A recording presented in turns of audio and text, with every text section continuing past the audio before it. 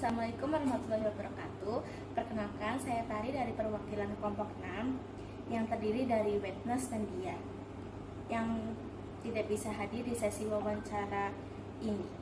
Saya di sini akan melakukan wawancara dalam rangka job analisis, dan di sini sudah ada narasumber kita, Ibu Sita. Jika Ibu sudah siap, kita bisa mulai ya Bu. Ya, Nah, untuk informasi umum nih ya Bu, boleh saya tahu apa nama jabatan Ibu saat ini? Finance. Oke. Untuk apakah jabatan ini mempunyai kode jabatan atau grade tertentu? Tidak ada sih. Tidak ada ya.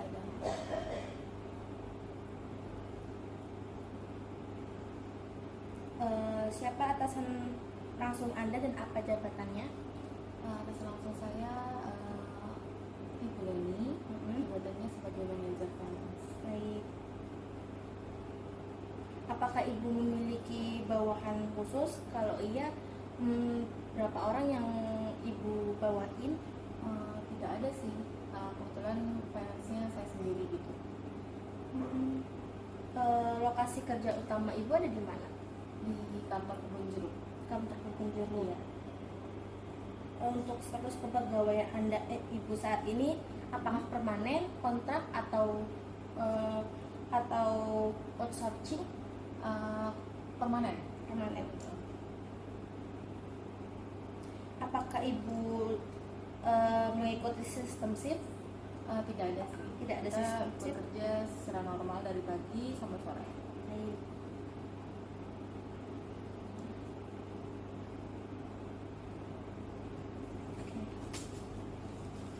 Oke. Ya, Bu.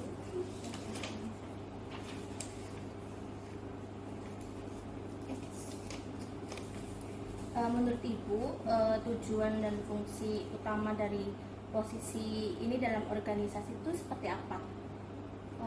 Penting ya, soalnya tuh kan kebetulan saya tuh finance itu bagian untuk penagihan dan pembayaran juga. Jadi kayak penagihan kan penting untuk cash flow perusahaan, Iya. karena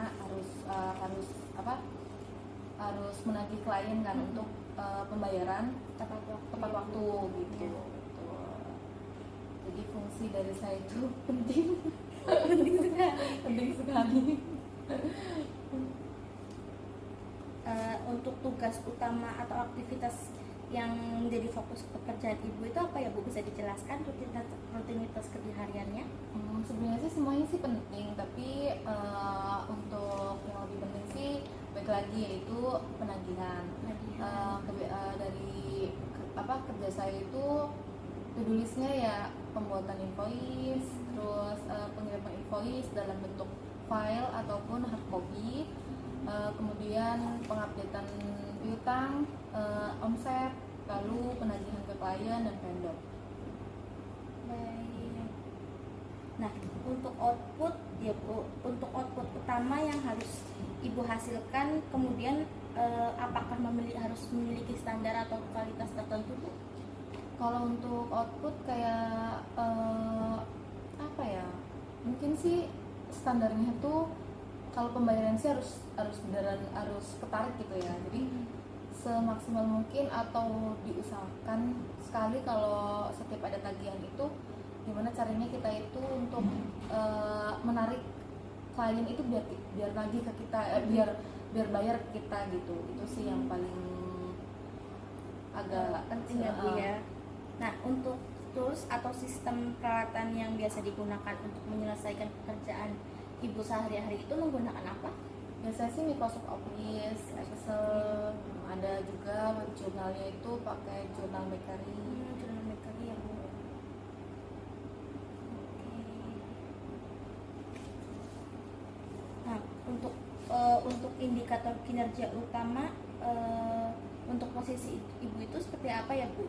Sebenarnya sih nggak ada indikator kerja ya, cuman mungkin kalau dibilang indikator ya itu tadi pembuatan invoice, pengiriman invoice, penagihan, kayak gitu sih.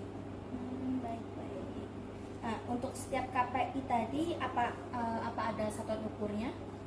Satuan ukurnya mungkin waktu kali ya. Waktu. Jadi kan nyampe kerjaan harus pembuatan invoice. Iya. Setelah selesai pengiriman invoice secara soft copy atau hard copy, setelah itu baru kita penagihan atau penginputan data piutang atau pelunasan pembayaran kayak gitu. Nah, biasanya target yang harus dicapai setiap KPI itu seperti apa? Kalau untuk pembuatan invoice harus hari ini sih. Jadi kalau sebenarnya ada 3 surat jalan, pembuatan invoice-nya harus hari ini gitu. Jadi biar besokannya lagi tuh setelah surat jalan kan hari ini keluar, job hari ini juga, besokannya kan pengiriman invoice. Jadi Iya. tinggal diupdatein lagi apa yang kurang lalu kirim invoice ke klien gitu.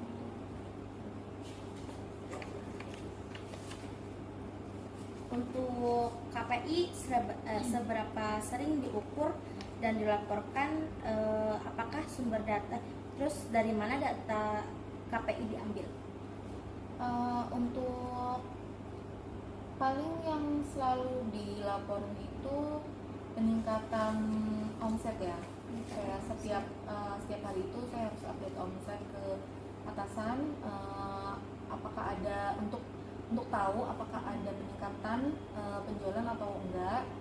Lalu ini sih pelunasan gitu, pelunasan juga. Berarti ini diukurnya harian ya Bu? Harian, kadang juga laporannya tuh setiap bulan gitu. Bisa harian, bisa bulanan. Bulanan ya. Biasanya kalau metodenya berarti gimana? Aku sih nggak pakai metode gimana sih, jadi pakai Excel aja sendiri gitu. Sama palingan kalau untuk pelunasan itu meminta bukti transfer atau tarik mutasi gitu. Oke. Nah, untuk sistem di perusahaan ini apakah ada sistem penilaian tertimbang untuk mengetahui berapa bobot atau prioritas dari masing-masing KPI? Belum ada sih. Belum ada ya. Terus biasanya kepada siapa Ibu melaporkan hasil KPI dan dalam format seperti apa? Biasanya tuh ke manajer finance. Dalam formatnya itu bisa dalam format Excel atau file gambar gitu.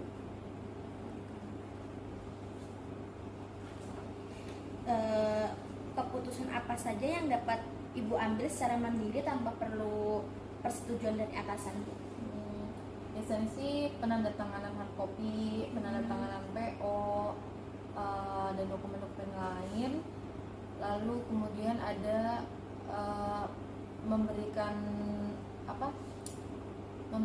time waktu lagi untuk klien tuh bayar Deadline, gitu. memberikan deadline. lagi.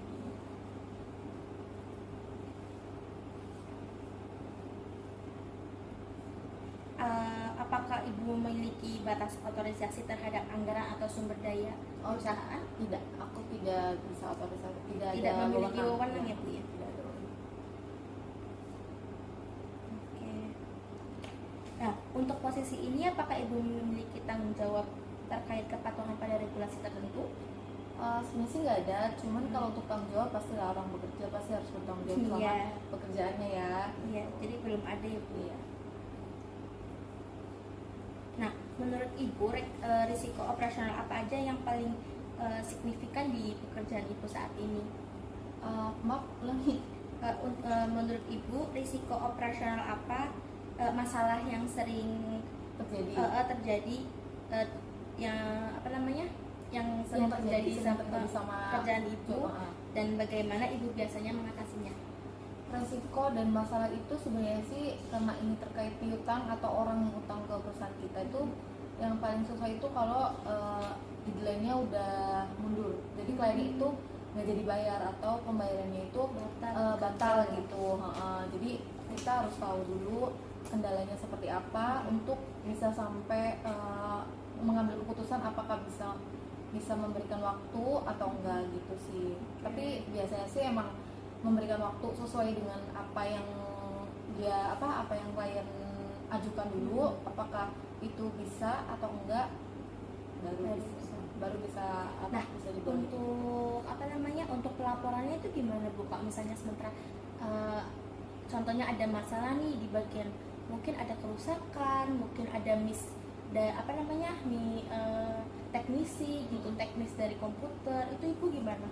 Biasanya sih kalau semuanya kerusakan komputer gitu ya, di area lingkungan itu biasanya kita langsung ke teknis, ke divisinya teknis. Ataupun kalau seumpamanya ada klien yang merusakkan barang,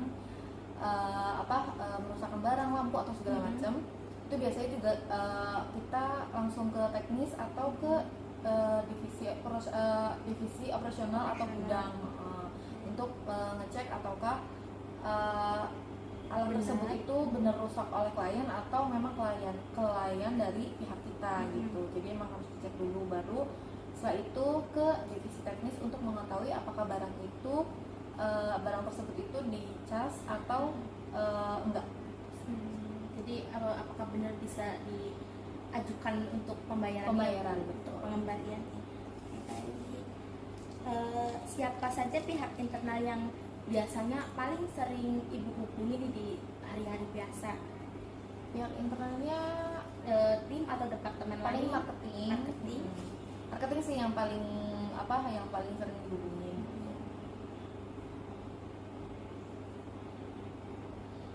Apakah ibu juga sering interaksi dengan pihak eksternal seperti klien, vendor? Iya. Klien, vendor itu selalu berhubungan sama saya terkait penagihan ataupun terkait permintaan kopi atau segalanya tentang dokumen pendukung untuk penagihan tersebut pasti ke saya juga. Oke. Nah, biasanya media komunikasi apa yang biasanya ibu gunakan? Email dan WhatsApp. Sering sih WhatsApp sih. Email itu jarang, kecuali kalau ada pengiriman faktur pajak atau bukti potong.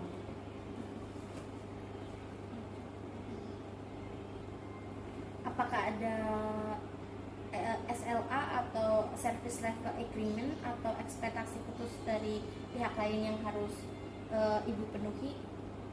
Kalau paling permintaan pembuatan dokumen mereka kayak BAS, kwitansi, terus memo gitu sih, harus sesuai waktu ya Bu ya? Harus sesuai dengan waktunya.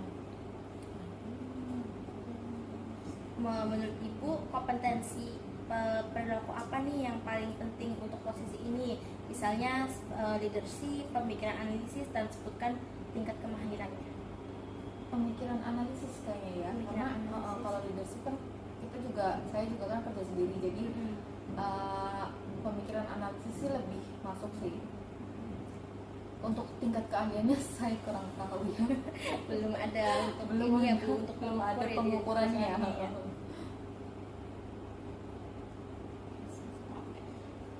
Untuk kompetensi teknis atau fungsional apa aja nih yang dibutuhkan untuk posisi ini, dan apakah ada kebutuhan khusus terkait bahasa asing atau kemampuan komunikasi tertentu?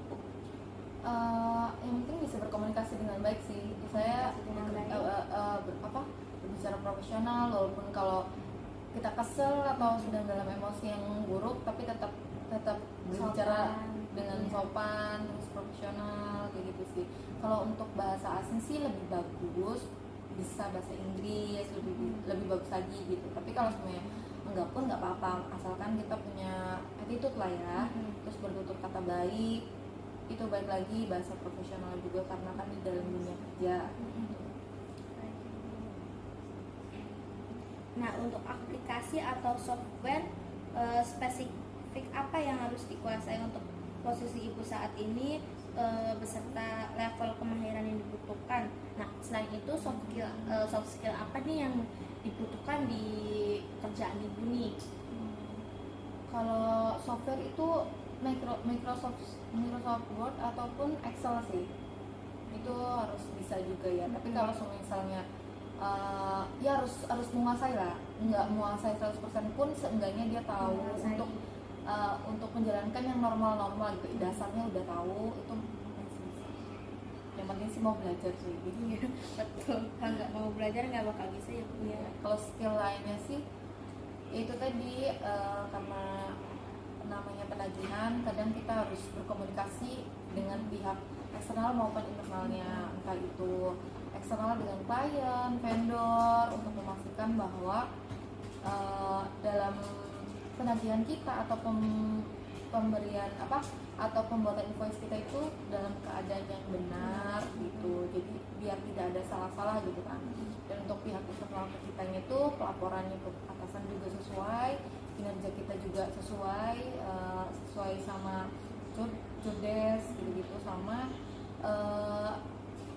ke internal tuh paling divisi lain gitu untuk tahu apakah betul atau enggak ada kerusakan atau banyak lah gitu, namanya dunia pekerjaan harus saling berhubungan, apalagi finance itu langsung berhubungan sama vendor atau klien.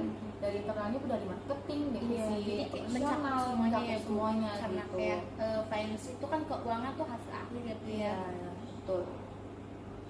Nah, pendidikan minimal dan jurusan yang diisyaratkan serta adakah latar pendidikan yang khusus di sini Bu? Kayak misalnya apakah harus sarjana atau gimana? Setahu saya sih enggak ya, SMA juga bisa. Masuk ya Bu ya. Jadi tidak ada latar pendidikan khusus diterima di sini ya. Nah, untuk pengalaman kerja Bu, yang dibutuhkan untuk posisi ini di bidang di bidang atau industri apa yang paling relevan, dan adakah pencapaian spesifik yang diharapkan dari kandidat yang ideal? Untuk pertanyaan itu tuh tergantung perusahaan masing-masing ya. Kadang kan ada perusahaan yang mematok untuk 3 tahun pengalaman kerja atau 4 tahun pengalaman kerja gitu kan. Tapi kalau untuk di perusahaan saya sendiri sih sepertinya nggak ada. Yang penting sih bekerjanya tuh ya benar, jujur, mau belajar gitu. Selebihnya sih enggak. Tapi kalau untuk perusahaan lain saya tidak tahu ya, karena kan setiap perusahaan itu beda-beda aturannya. Tapi kalau saya bisa ambil untuk dilihat dari sekarang itu kebanyakan sih dari S1 ya untuk jadi finance ya. Untuk jadi finance itu minimal S1, pengalaman kerja mungkin 3 tahunan lah. Jadi sekarang kalau di perusahaan ini tuh belum ada ya. Iya, setahu saya. Oke.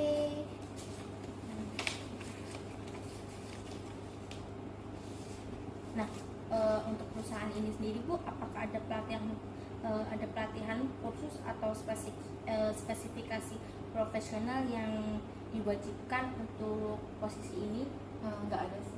Tidak ada.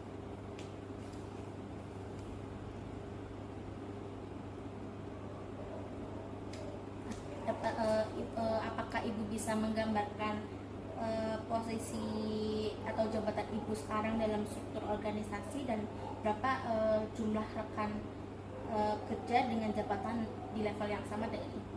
Bisa. Paling dari atasan atau bos si direktur utama itu langsung ke manajer finance aku. Dari manajer finance itu ada 2, yaitu finance aku dan accounting. Itu aja sih, dan nggak ada yang lain karena emang di perusahaan kami cuma ada 3 itu. Sederhananya Bu, organisasinya. Sedangkan untuk yang lain dari direktur utama langsung ke ada 2 divisi lagi, yaitu teknis dan marketing gitu. Terus dari marketing ada ke bawahnya lagi tuh sales sama operasional gudang.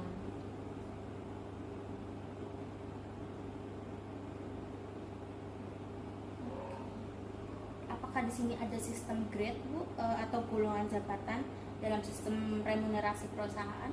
Enggak ada. Tidak ada ya. Berarti ini berdasarkan struktur gaji ya Bu untuk remunerasinya? Iya, betul berdasarkan struktur gaji.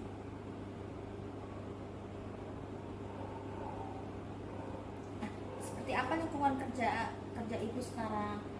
Lingkungan pekerjaan sih nyaman sih. karena kita tuh cuman kalau di kantor itu cuma berdua, yaitu keuangan dan accounting. Untuk manajer itu kadang ada kadang enggak gitu sih, jadi berdua aja. Nah, terus apakah ada tuntutan fisik Bu untuk perusahaan? Nggak ada Dari perusahaan nggak ada ya?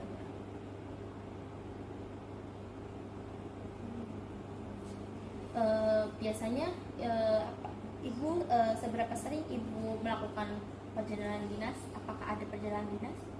Perjalanan dinas sih kalau keluar kota gitu nggak ada, tapi kalau kayak perjalanan untuk ambil giro atau biasanya tuh kadang vendor ada yang minta invoice-nya itu langsung dikirim ke kantor gitu. Itu sama kayak Indosiar, STP ataupun Astra kayak gitu kan biasanya suka mintanya diantar langsung sama finance-nya gitu. Biasanya sebulan itu sekali 2 kali lah sih.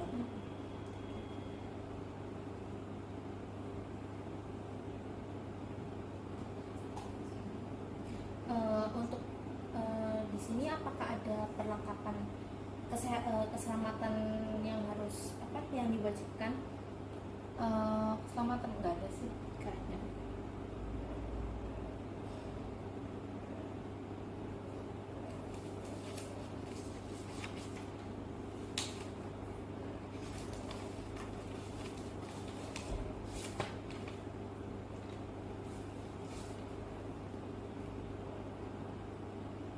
Nah, untuk apakah di sini sudah ada apakah di sini pernah ada pengenalan tentang kesehatan keselamatan kerja, Bu? Terus jika kalau sudah nih, apakah prosedur darurat prosedur darurat apa aja yang Ibu ketahui atau pahami tentang kesehatan dan keselamatan? Nggak ada sih, tapi kalau untuk kesehatan tuh biasanya tuh perusahaan itu nyiapin obat-obatan terus kayak P3K gitu ada.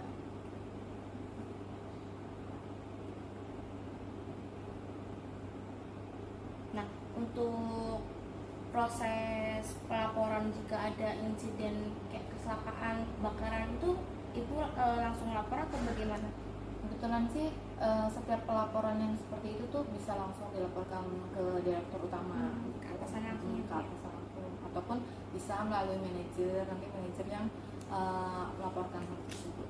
Gitu sih.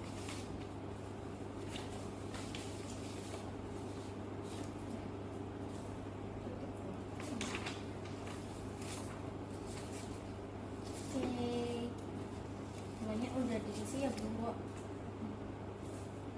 Nah, baik, sudah cukup dan sudah.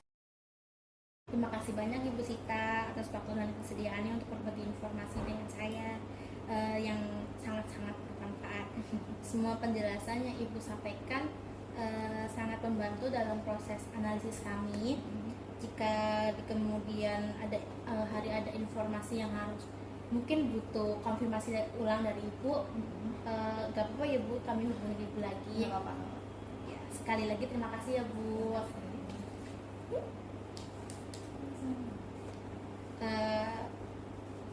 Baik, karena sesi wawancara ini sudah selesai, saya tutup. Wassalamualaikum warahmatullahi wabarakatuh. Terima kasih.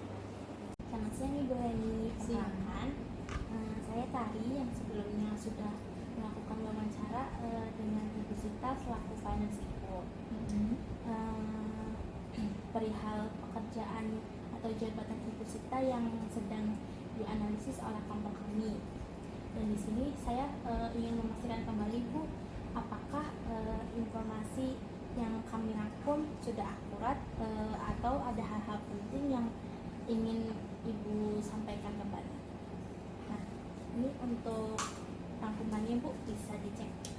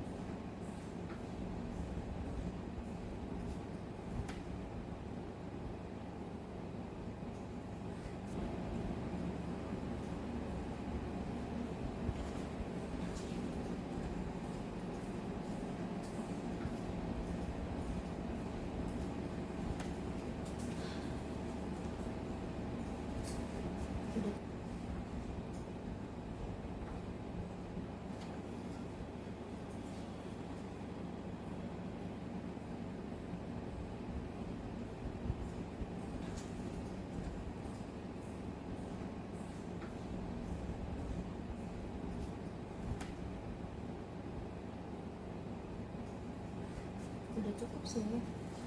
Heeh. Kalau dari saya, soalnya memang nggak begitu banyak, nggak begitu banyak tuntutannya, soalnya masih dalam hal basic, jadi tidak terlalu ribet aturannya. Ini udah cukup ya Bu, udah cukup untuk mewakili. Baik, kasih Bu Leni atas masukannya. Nanti akan kami saya sangat mengapresiasi atas waktu dan masukan Ibu. Nah, karena tidak ada revisi, maka hasil analisis ini akan saya finalisasi ya Bu dan dokumentasikan. Nah, nanti kalau semisal ada konfirmasi lebih lanjut, saya bisa menghubungi Bu atau Ibu Sita. Terima kasih Bu. Iya.